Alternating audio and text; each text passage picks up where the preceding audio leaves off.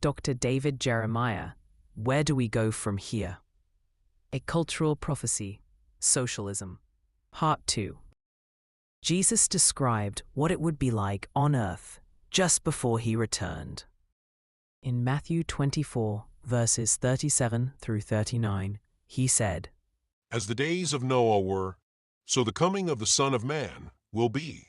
For in those days before the flood, they were eating and drinking, marrying and giving in marriage, until the day Noah boarded the ark. They didn't know until the flood came and swept them all away.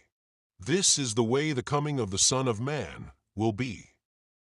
The heedlessness of the people of Noah's day will be duplicated in the last days of our world's history. Socialism is tailor-made for the Antichrist's appearance. It creates global conditions that bring great stress and trouble, and difficult days that will be hard to bear. It demands a one-world system of government, which Scripture says will be established before the end of history.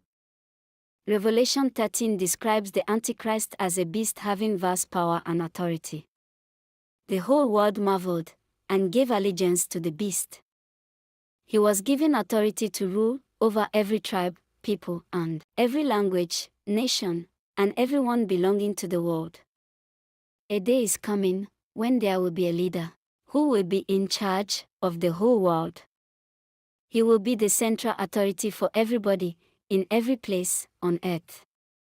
You think that's not possible? Well, it is. If COVID-19 had been worse than it was, it is likely you would have seen more of its effects than you did.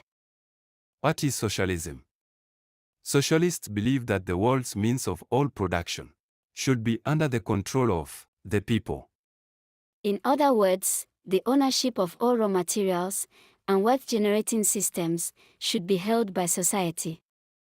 In a free market system, resources are managed by companies or individuals.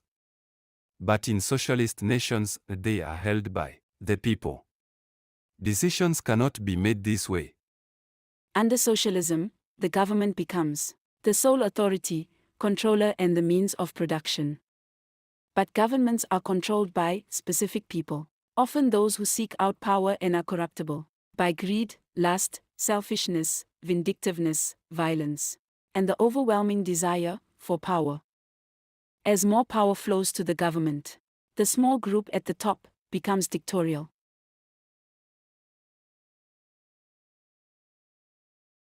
Thank you for watching.